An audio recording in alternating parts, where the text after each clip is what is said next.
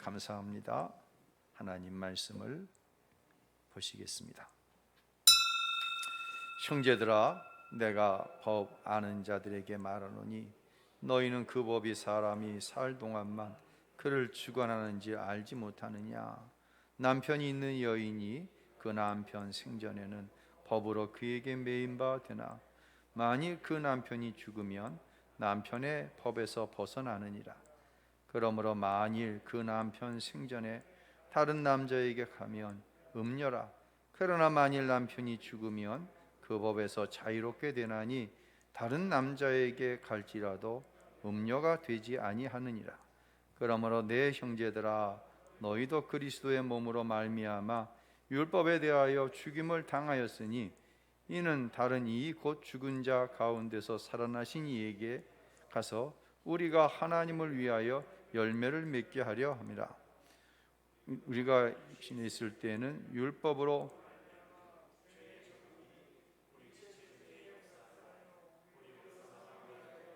열매를 맺게 하였더니 이제는 우리가 얽매였던 것에 대하여 죽었으므로 율법에서 벗어났으니 이러므로 우리가 율법 조문에 묵은 것으로 아니할지니라. 아멘. 할렐루야.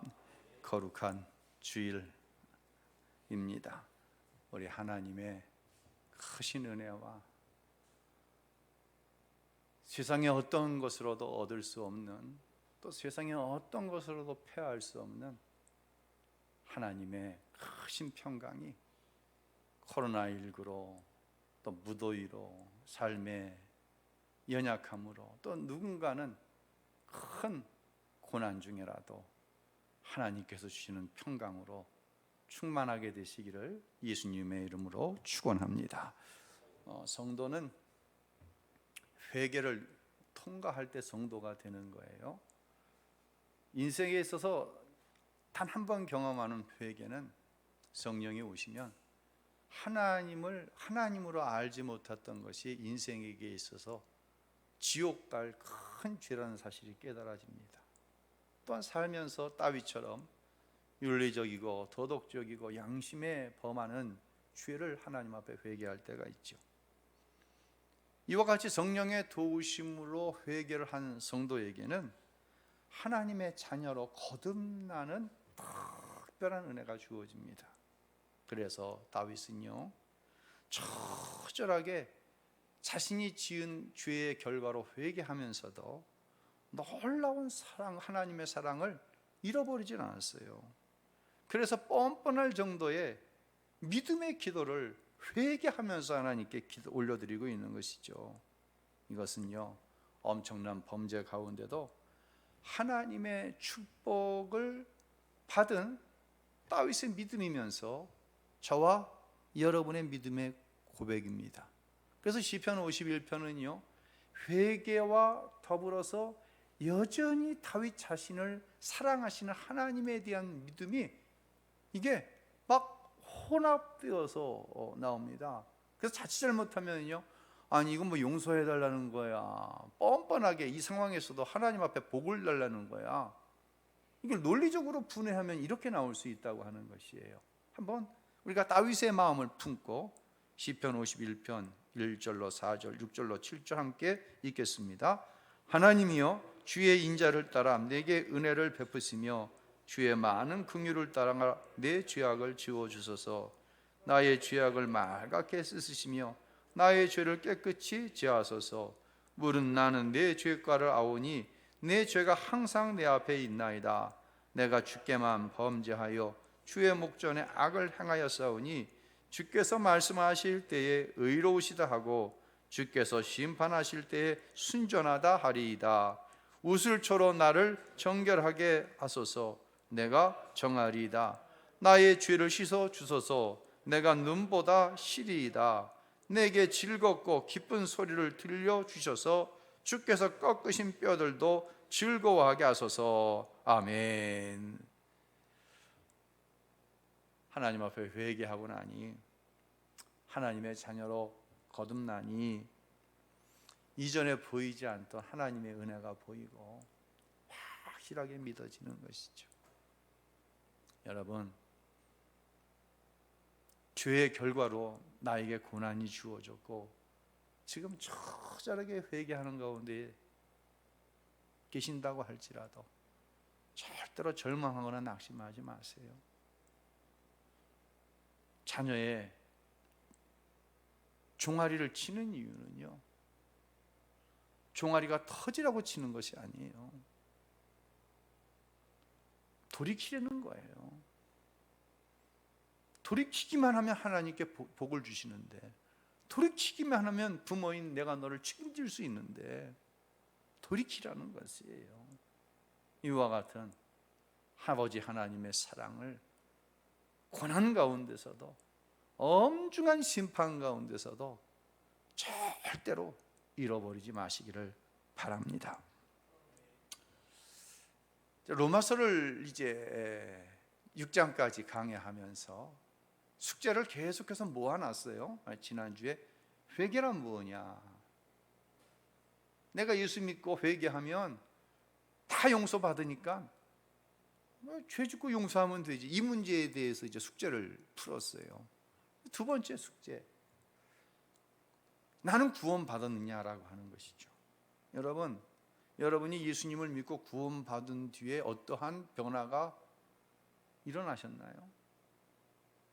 이 질문은요, 교회 다니고 나서 어떤 변화가 일어났습니까? 이 질문이 아니에요.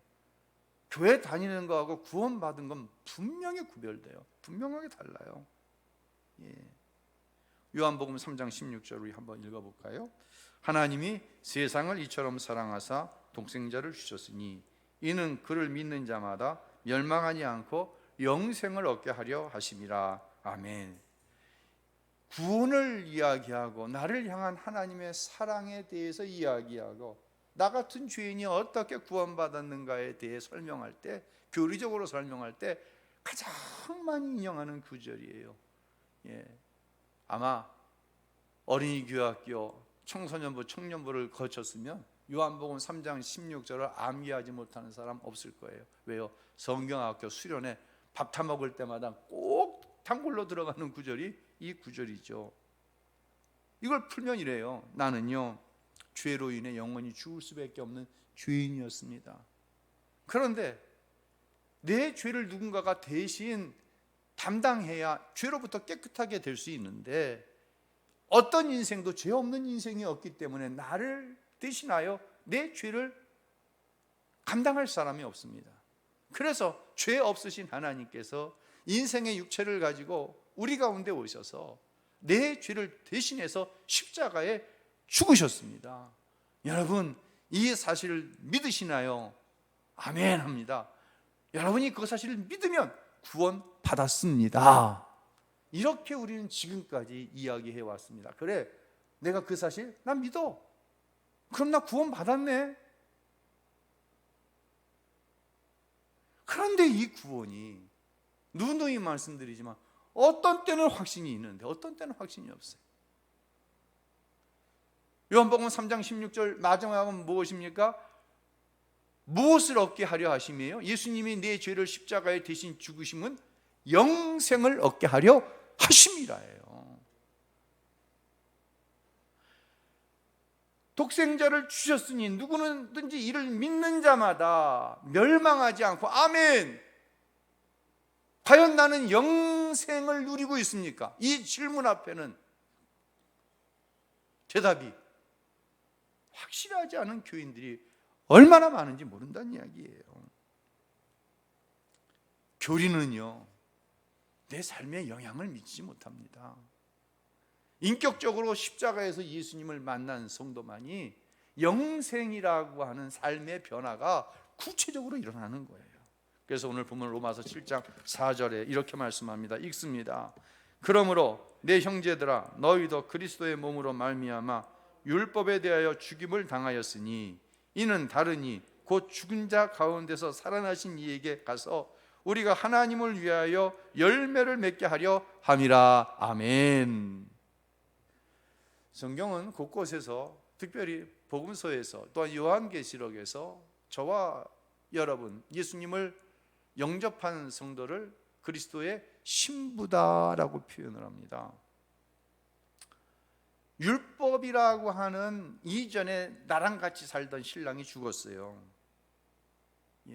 그리고 예수님이 나의 신부가 신랑이 되어질 때 영생 얻는 삶을 살게 되고, 오늘 본문에서는 이를 가리켜서 전 남편은 죽었고 새 남편인 복음 예수와 함께 살 때에 열매가 맺혀집니다 라고 표현을 하고 있는 거예요. 오늘 설교 제목이 뭐예요?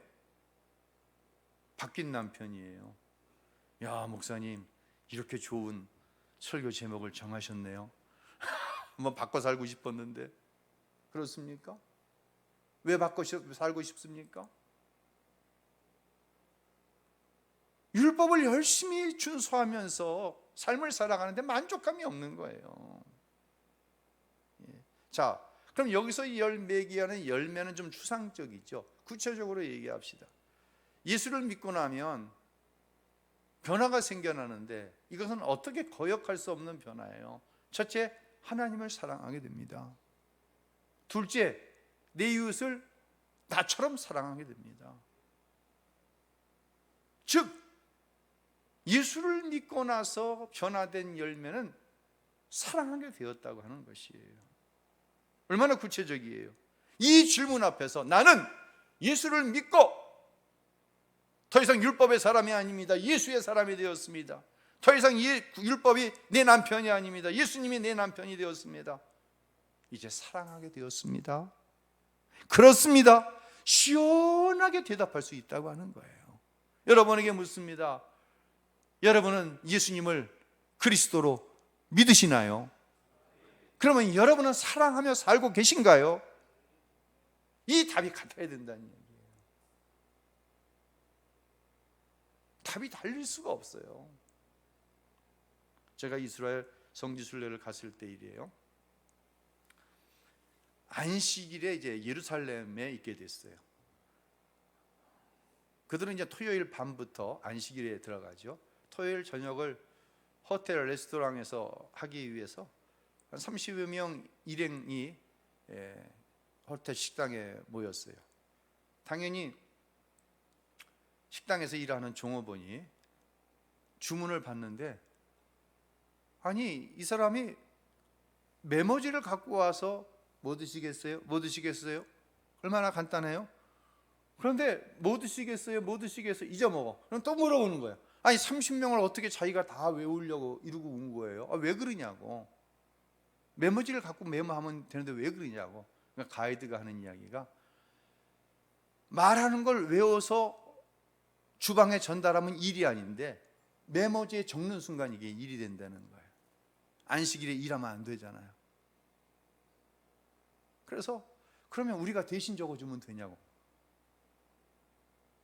주문 받는 사람이 우리한테 부탁해서 적으면 일이 된대. 근데 우리가 자청해서 적으면 일이 안 된대. 그래서 우리가 대신 적어줬네. 일하는 사람이 주방으로 돌아갔어요. 가이드에게 물었어요. 수제 이러려면 주일 호텔 문 닫는 게 낫지 않냐고. 그게 율법을 정말 지키는 것 아니냐고. 그렇게 되면 관광산업에 큰 타격을 입기 때문에 정부에서는 그걸 추천하지 않는다는 거예요. 여러분, 이게 무슨 하나님을 사랑함으로 지켜지는 율법입니까? 여러분, 이게 율법의 정체예요. 다음 주에는 율법은 반드시 필요한 것이라는 말씀을 드릴 거예요. 그러나 율법의 역기능에 대해서 오늘은 좀 말씀을 드리는 거예요. 예수님을 믿은 후에 나에게 어떤 변화가 일어났는가? 목회자들 가운데는요, 자기가 은혜 받아서 신학교에 가고 목사가 된 분들이 대부분입니다. 그런데 또 적지 않은 목회자들 가운데는 어머니나 아버지가 소원을 했어. 이 자식은 첫 열매이기 때문에 하나님께 드립니다. 이렇게 소원을 했든지, 아니면 본인들이 은혜 받고 나니까 자식들 가운데 한 사람은 헌신시키고 싶어. 그래서 자식의 뜻과 상관없이 헌신을 시킨 사람들이 있어요. 여러분 주위에도 혹시 여러분 형제들 가운데도 그런 사람이 있을 수 있습니다. 그래 놓고는요, 이 길에서 벗어나가면 큰 일을 당한다고 합니다. 교회 안에서도요, 어떤 사람이 큰 사고를 당해요. 아유, 저 사람 아버지가 장로님인데 헌신시키셨는데 뺀질뺀질하게 주의 종의 길을 가지 않고 지의 길 가다가 하나님께 저렇게 맞았어? 뭐 이런 얘기를 하는 거예요. 그러니까 다른 길 가면 벼락 맞을 것 같고 어쩔 수 없이 헌신의 길을 갑니다. 유명한 목사님 가운데 아버님이 목사님이에요. 주일날, 월요일날부터 시험이에요. 그럼 주일 공부 못해요. 왜? 안식일은 공부하면 안 된다는 거예요. 그 밤 12시 땡 하면 깨웁니다. 야, 안식일 지나갔으니까 빨리 일어나서 시험 공부하라고. 여러분, 이게 뭡니까 도대체가? 아버지는 목회도 그렇게 하셨대요. 성경도 그렇게 율법적으로 가르치신 거예요. 주일이면 성도들이 교회에 오는데 얼굴에 생기가 없어요. 기쁨이 없어요. 돌아가는 성도들의 얼굴에 생기가 없어요. 왜? 율법적인 가르침. 이렇게 하면 복을 받고 이렇게 하면 벌을 받습니다. 교회 안을 들여다보면요, 기도 많이 한다는 신자들은 자기가 한 종교적인 열심을 자랑하고 그 열심에 못 미치는 교인들을 청주합니다. 그러니까 교회 일을 기쁨으로 할 수가 없어요. 신앙이 좋다고 해서 세워진 장로님들은 패가 져서 다투고요, 담임 목사인 아버지를 너무 힘들게 하는 거예요. 그런데 자신의 아버지는 하나님께 서운했기 때문에 너는 딴 길로 갈 생각을 하지 말라고 합니다. 결국 목사님은 아버지를 이어서 목회자가 되었어요. 그런데 목사가 되라고 하는 말이 너무나도 저주스러웠고, 목사로 사는 삶이 얼마나 영광스럽고 얼마나 하나님 앞에 충성스러운 일이냐는 이야기를 할 때 죽고 싶었다는 거예요. 왜? 자기는 영광스럽지가 않아. 자기는 자랑스럽지가 않아요. 왜요? 기쁨이 없이. 부모님의 헌신시키셨으니까 억지로 하는 거거든요. 여러분, 잘 적용하세요. 잘 적용해야 됩니다. 근데 이제 목사 안수를 받고 얼마 지나지 않아 큰 사건이 터졌는데, 그 사건 뒤에 회개하고 회심한 후에 기쁨으로 목회를 하는 가운데 교계에서 정말 많은 사람들에게 영향력을 미치는 훌륭한 목사님이 결국은 되셨어요. 지난 주간 캄보디아 우리 이병화 선교사님께 전화가 왔어요. 지난 월요일이네요. 지난 화요일이네요. 여러분이 헌신해 주셔서 우리 캄보디아 우신 선교센터 전기 배선 작업과 페인팅 작업할 수 있는 돈을 이제 우리가 총회본부 선교국으로 보내면 선교국에서 이제 확인을 해가지고 이병헌 선교사한테 보내거든요. 이걸 잘 받았다고. 목사님, 성도님들께 꼭 감사의 인사 전해 주십시오. 여러분, 저는 전했어요. 감사하다고 하는 인사를 받았습니다. 근데 이어서 아주 충격적인 이야기를 들었어요. 저 인천에서 목회하셨던 임원오 목사님 계십니다. 이분이 늦게 헌신을 하셨어요. 사모님은 고등학교 음악 선생님이셨고, 본인도 세상에서 편안하게 잘 사셨는데 은혜를 받고 헌신을 하신 거예요. 그리고 교회를 개척을 하셨어요. 은퇴를 하셨습니다. 은퇴 후에 부부가 캄보디아로 선교를 갔어요. 수도 프놈펜에서 차로 10시간 달려야 가는 라타나까리라고 하는 교회에서 교회를 세웠어요. 10년 선교를 하시면서 가정교회를 3개를 세우셨어요. 이곳은 먹을 것도 부족한 동네예요.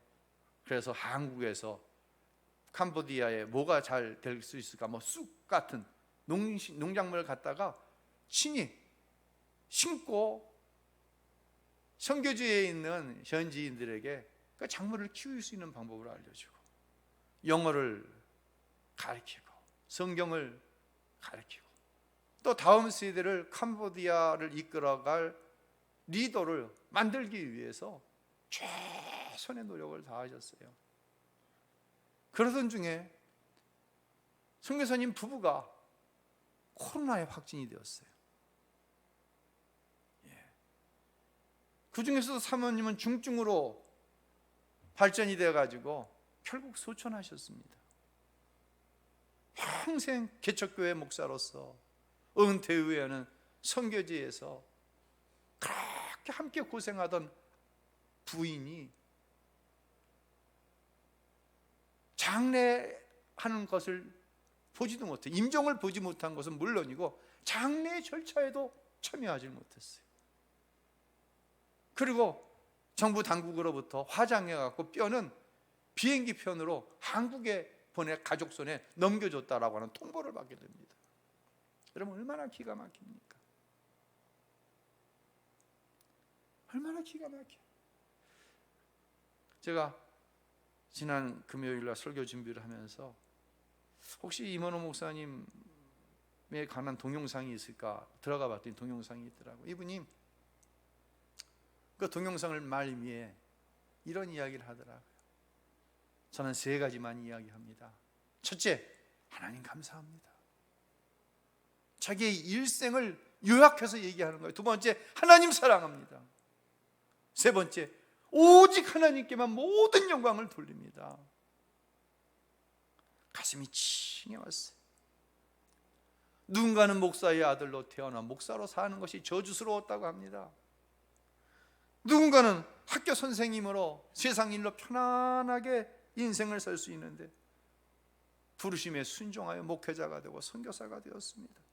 이국만리 타양, 가장 척박한 문화적인 혜택을 받을 수 없는 곳에 가서 선교하다 세상 사람이 볼 땐 비참한 개죽음을 당한 거예요.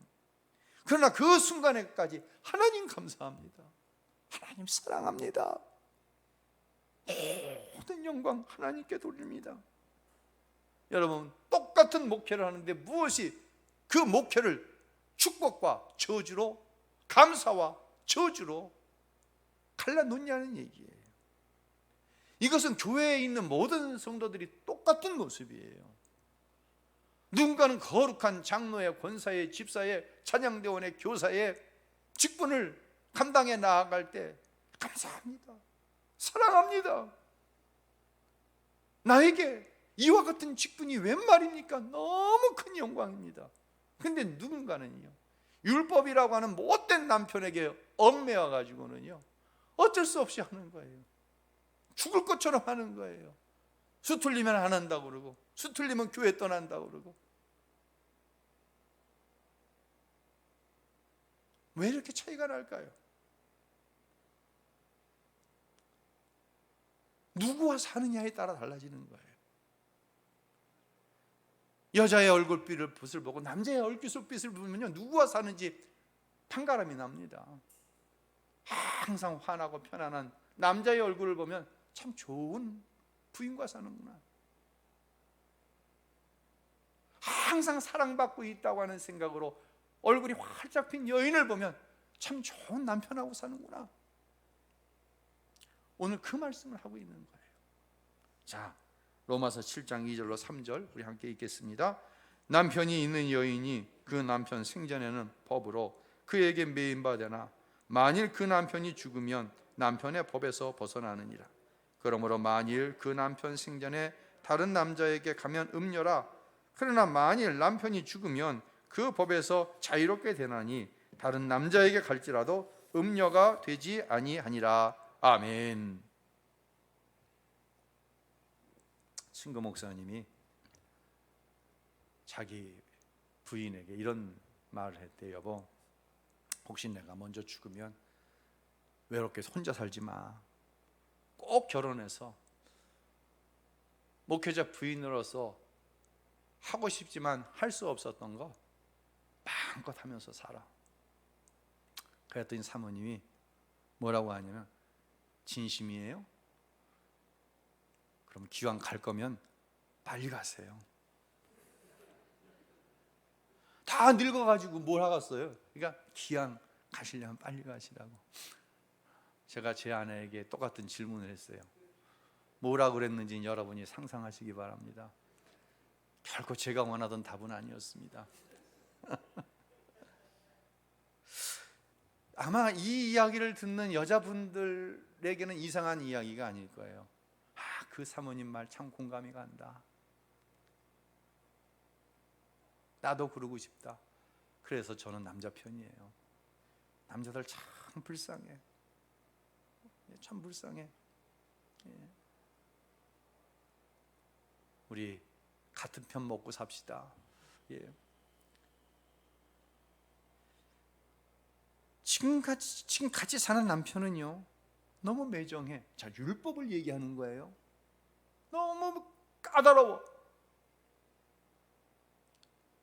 나타난 현상만 봤지 왜 그런 일을 할 수밖에 없었는지의 속 상황을 알려고도 안 들고 이해하려고 들지도 않아. 그 율법이라고 하는 남편은 나를 옥매고 내 자유를 억압만 했지 나를 사랑한다고 하는 생각이 한 번도 든 적이 없어. 이런 남편에게 그래서 남의 눈도 있고 자식들 눈치도 봐야 되고, 이혼은 그래서 생각만으로 했지 실행에 옮기질 못했는데 드디어 남편이 죽은 거예요. 드디어 그 매정하고 이해해주지 않고 나를 사랑하는 것 같다는 느낌이 전혀 들지 않는 그 남편이 드디어 죽은 거예요. 예수님께서 마태복음 11장 28절로 30절에 이런 말씀을 합니다. 함께 읽겠습니다. 수고하고 무거운 짐진 자들아 다 내게로 오라. 내가 너희를 쉬게 하리라. 이는 내 멍에는 쉽고 내 짐은 가벼움이라 하시니라. 아멘. 이 말씀은 예수 안 믿는 하나님 안 믿는 사람에게 한 말씀이 아니에요. 예수님께서 수고하고 무거운 짐진 자들아 다 내게로 오라. 즉 율법을 평생에 남편으로 삼고 살아가는 그 매정하고 까다롭고 자기를 사랑하지 않는 그 율법이라고 하는 것을 남편으로 삼고 살아가는 유대인들을 향해서 너희들 그 수고 그 무거운 짐 다 내려놓고 누구에게로 오라? 예수에게로 오라는 거예요. 남편 바꾸라는 거예요. 내가 너희를 쉬게 하겠다는 거예요. 내 멍에는 쉽고 내 짐은 가볍다는 얘기예요. 목사라고 하는, 장로라고 하는, 교사라고 하는, 성도라고 하는 이 짐이 언제까지 무거워야 되겠습니까?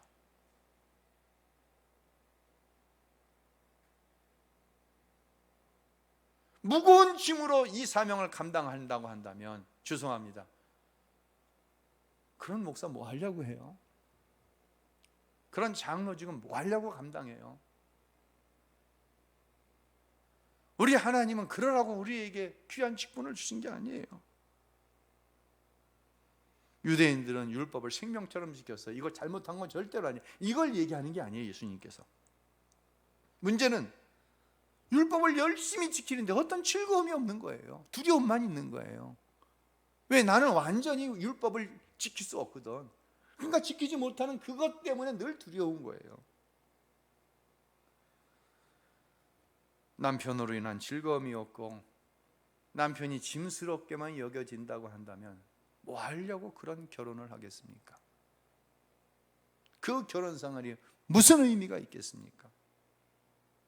신앙생활이 짐스럽게만 여겨진다고 한다면 뭐 하려고 교회에 나옵니까? 혹시 여러분 가운데 우신교회에 나오는 한 신앙생활이 짐스럽기만 하다,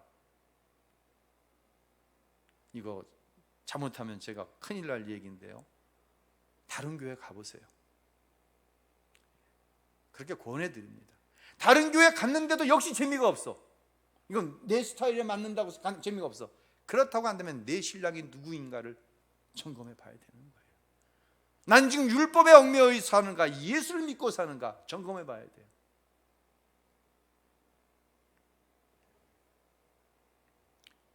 회개하면 달라집니다. 회개를 하면요, 두 가지를 보게 되기 때문에 달라집니다. 첫 번째로 죄의 심각성을 보게 됩니다. 회개할 때 그 죄가 얼마나 심각하면 죄의 삭은 사망이다. 로마서 6장 마지막 절에서 우리가 배웠잖아요. 죄의 삭은 반드시 사망해야 돼요. 죄 지면 죽어야 돼요. 동산 중앙에 있는 저 실과를 먹으면 반드시 죽는다. 아담과 하와가 먹었어요. 죽은 거예요. 쫓겨난 거거든요. 하나님 편에서 하나님과 단절되는 영적인 죽음을 경험한 거예요. 그래서 죄의 삭은 반드시 사망이에요. 하나님이 저와 여러분을 너무너무 사랑하셔서 죄 가운데 구원시키셔야 되는데 하나님도 당신이 하신 말씀에서 자유로울 수가 없어요. 예외일 수가 없어요. 내가 한 말이니 나는 어기고 너희들 그냥 구원시켜줄게, 이게 안 돼요. 그래서 하나님은 자신이 하신 말씀을 만족시키기 위해서, 공의를 만족시키기 위해서 당신의 아들을 십자가에 내어 죽이시는 거예요. 그래서 그 공의를, 그 말씀을 만족시키신 거예요.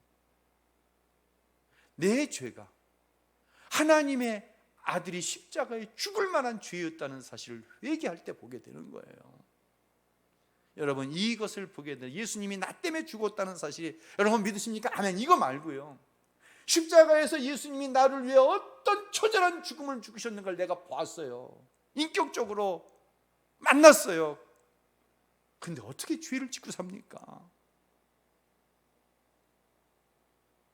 그 예수님이 사랑하며 살라고 말씀하시는데, 그 예수님께서 나를 찾아오셔서 네가 많은 율법을 지키고 있다, 말씀을 지키고 있다, 그 두 가지를 한번 요약해봐라. 예, 위로는 하나님을 사랑하고 곁으로는 네 이웃을 내 몸과 같이 사랑하는 것입니다. 내가 그 말씀을 이루기 위해 죽었다. 예수님을 이미 십자가에서 만났는데 어떻게 여전히 미워하고 여전히 용서하지 못하고 난 그 사람을 사랑하려면 진짜 죽는 게 나아. 죄송합니다. 그 안에 예수 있는 겁니까? 없는 겁니까? 나는 성격이 그래서요? 그럴 수 있어요. 그럴 수 있어요. 근데 그건 잠시여야 되는 거예요.